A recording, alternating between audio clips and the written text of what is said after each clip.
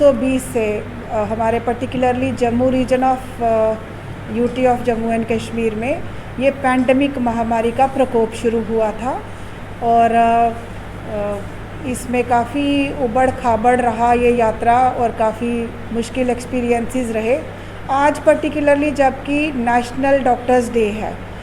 जिसमें हमारे बीसी रॉय जो एक डॉक्टर रहे और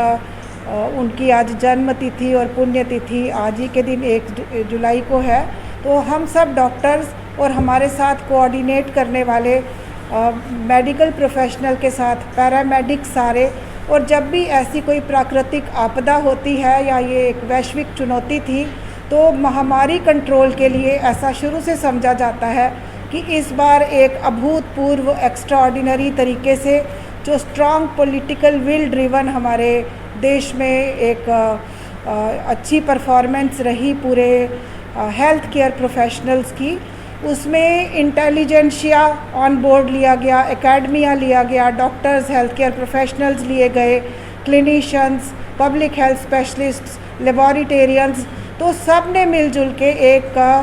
बहुत अच्छी परफॉर्मेंस दी है। जितनी बड़ी चुनौती थी वैसी ही परफॉर्मेंस भी बड़ी रही, जिसमें एक फ़र्स्ट वेव कोविड की आई जो थोड़ी, तब तो पता नहीं था कि वो एक बहुत बड़ी रिसर्जेंस या एक और भी भयानक सेकंड वेव उसके पीछे आ रही है। तो फर्स्ट वेव में जो हमारे एक्सपीरियंसेस रहे, जो तैयारियां थी, उनको इतनी अच्छे तरीके से संभाला गया और वो इतनी कंटिन्यूड रखी गई एक अच्छे तरीके से कि वो सारी तैयारियां सेकंड वेव को संभाल पाई। तो इन्हीं 2 वेव से हमें एक ऐसा लेसन मिल चुका है कि हमें लापरवाही या बिल्कुल भूलने की अभी कोई स्कोप नहीं है। ये भी समझ आया कि ये जो अदृश्य शत्रु हमारा है, कोरोना वॉरियर्स का नाम हेल्थ केयर प्रोफेशनल्स को दिया गया, ये एक जंग की तरह हमारे सामने था और ये एक कोरोना वॉर या एक बैटल वाकई ऐसे लगता है अभी थोड़ा सा जैसे डिक्लाइन है, ऐसा महसूस होता है कि हमने एक जंग लड़ी है, लेकिन शत्रु है कि वो अभी भी थम नहीं रहा। उसमें उसकी जो व्यवहार में, उसके इनहेरेंट कैरेक्टरिस्टिक्स में हमें समझ आया कि वो म्यूटेशंस अंडरगो करता है, जिसमें कभी यूके स्ट्रेन, कभी साउथ अफ्रीकन, कभी ब्राज़ीलियन, और फिर उसके बाद मल्टीपल म्यूटेशनल इवेंट्स वाले स्ट्रेन सामने आने लगे और फिर delta virus Indian variant of concern आ गया और अब डेल्टा प्लस और बहुत सारे स्ट्रेन्स ऐसे म्यूटेशंस नज़र में आ चुके हैं।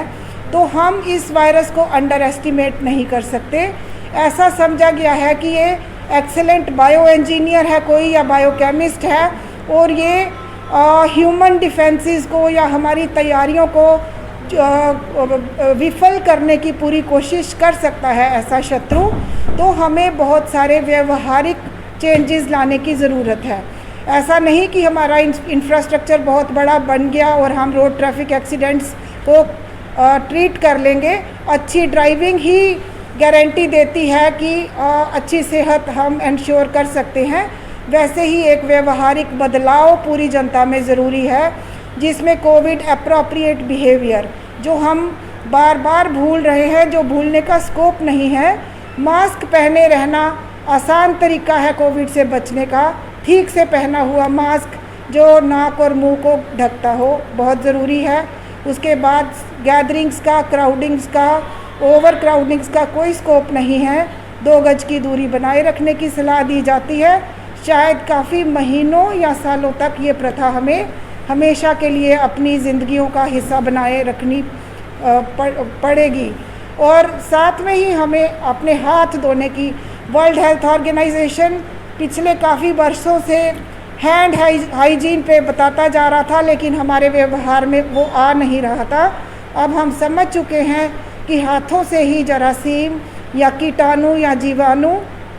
ये फैलते हैं, या इससे और भी बहुत सी बीमारियां हमारी हैंड हाइजीन की प्रैक्टिस से कंट्रोल में आ जाएंगी। तो आज नेशनल डॉक्टर्स डे के दिन पूरी कोऑर्डिनेटिंग टीम्स, जिसमें हमारे एडमिनिस्ट्रेटर्स हैं, हमारे पैरामेडिक्स हैं, हमारे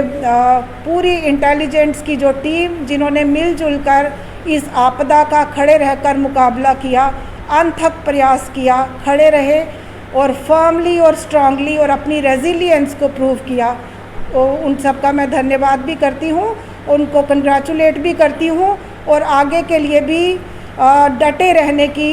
हम सब एक दूसरे से उम्मीद करते हैं कि चुनौती कितनी भी बड़ी हो, हमें डटे रहना है और हमें आगे बढ़ते जाना है।